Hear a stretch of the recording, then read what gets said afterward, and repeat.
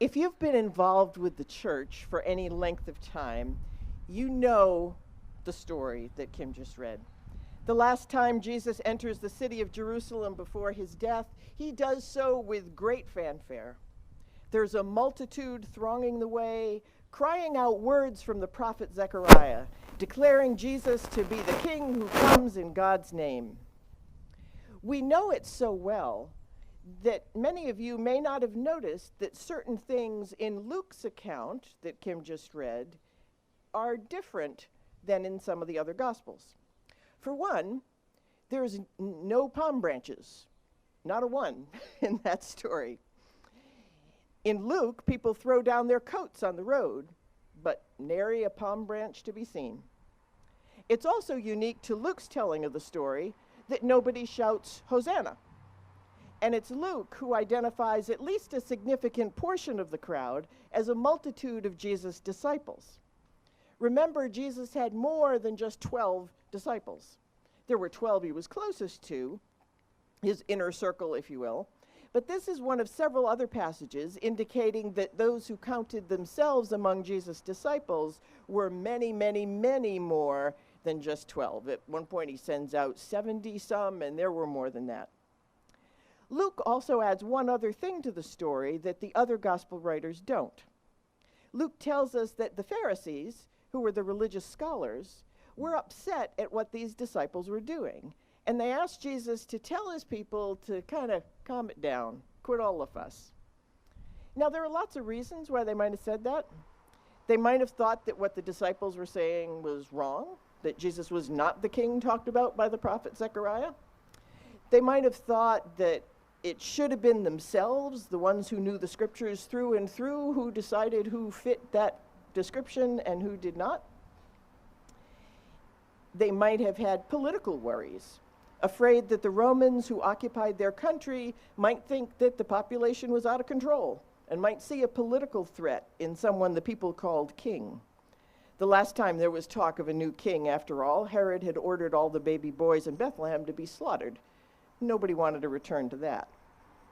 But for whatever reason, the Pharisees would have much preferred that Jesus' disciples keep their adoration to themselves. And they asked Jesus to please shut them up. His response to me is fascinating. He doesn't tell them to take a hike. He doesn't tell them that they're wrong or get into scriptural interpretations of the book of Zechariah. And he certainly doesn't do what they say.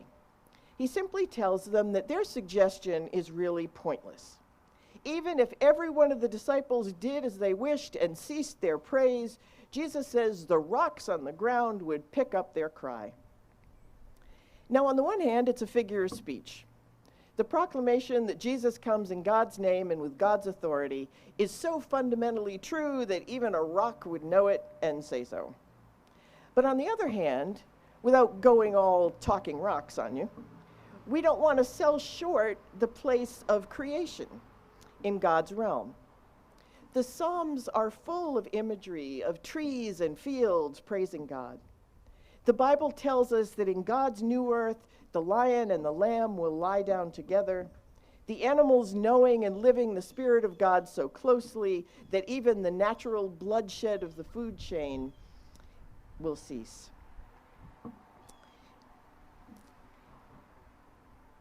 Related to that, even though the rocks don't get a chance to speak in this passage, there is already a non-human miracle.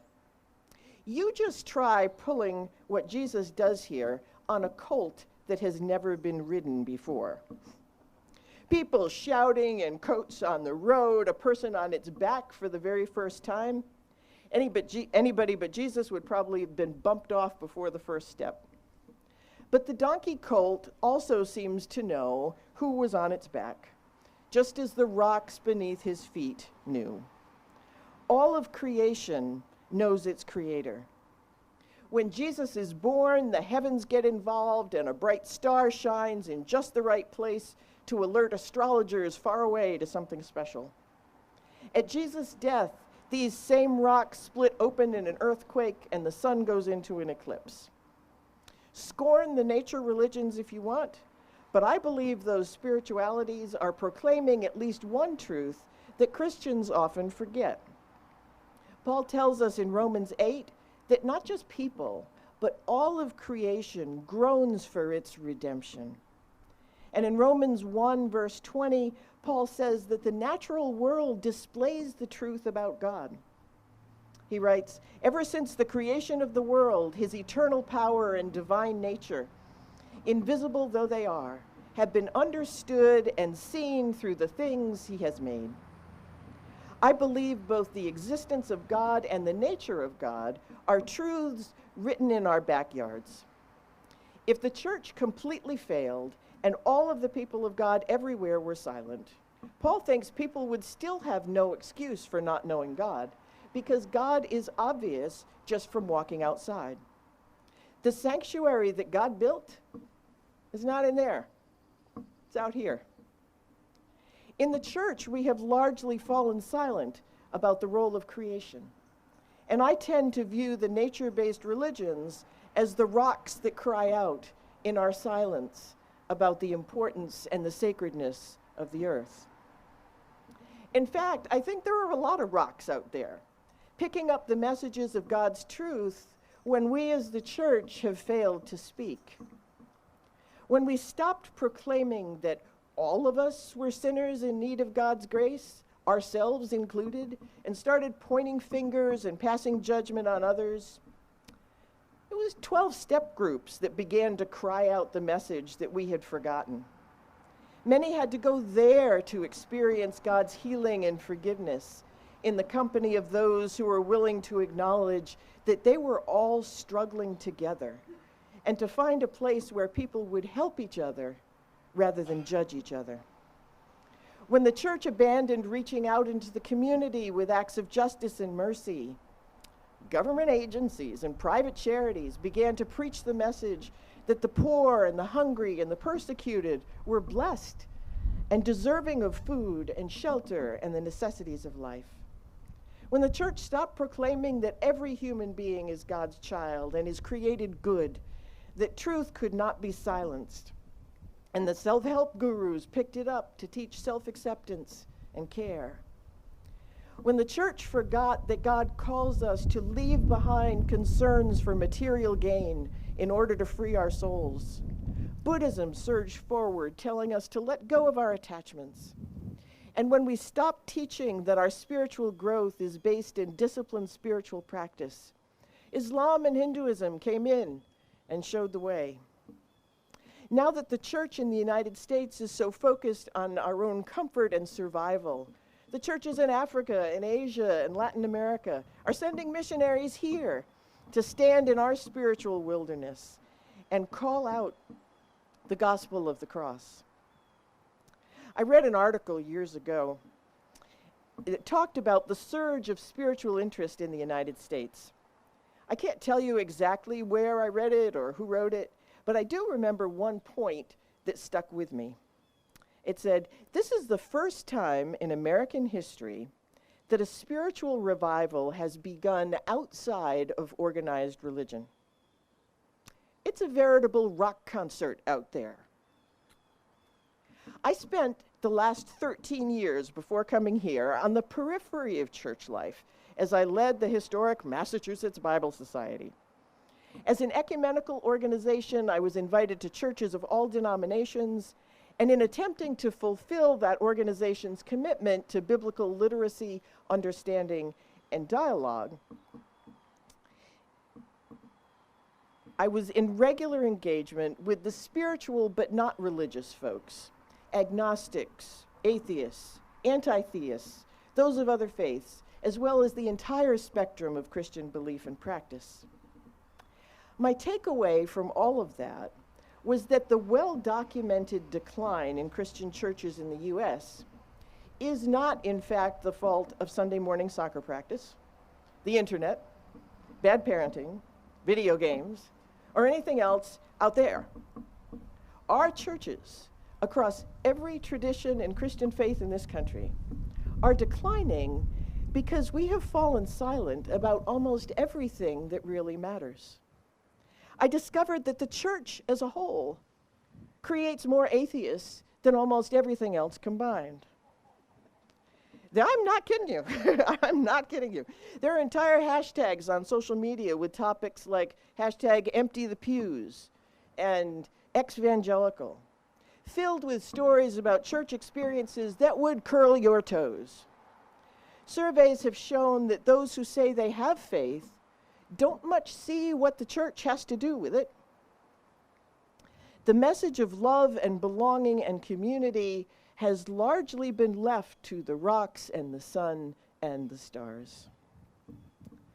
In the next verse, after Jesus talks about the rocks, once he gets off the donkey's colt and the crowds thin, he finds himself at a spot where he can look out over the city of Jerusalem. Jesus looks at the city and weeps because the city is clueless about who it is that's coming to them, even though the disciples were just calling it out at the top of their lungs. As he weeps, he talks again about rocks, this time predicting the destruction of the temple, when he says, "Not one stone will be left upon another."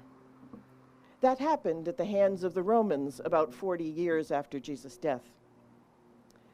The Pharisees wanted to contain the message and tried to silence the disciples, and maybe for a good reason. By the end of that week, the Romans had crucified the one his disciples called king, and that violent act did act as a deterrent and silenced Jesus' disciples, who went into hiding. But the Romans made a critical error. They sealed Jesus' tomb with a rock. The Romans didn't hear what Jesus said the week before. They missed the point that the truth can't be silenced or sealed up. If the disciples fall silent, the rocks will still do their Creator's bidding. And on Easter morning, the rocks cried out, "Christ is risen." The disciples heard the witness of the rocks and picked up the refrain once again. And then they went out and changed the world. It's my prayer that the rocks on the grounds of this church will have easy duty. I pray that the disciples in this place will join with the disciples of old in telling the world that God is love and in bearing living witness to that truth. I pray that here the weary will find rest, the persecuted will find safe harbor, and that those who feel threatened by a world telling them to stay silent will find both the freedom and the strength of their God-given voice. God has come to the world in Jesus.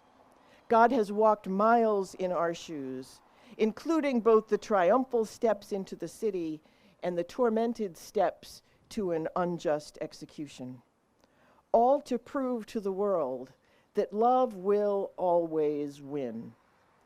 The question for us as a church is whether we will join in proclaiming that message with the disciples, or whether we're going to leave it up to the rocks. Amen.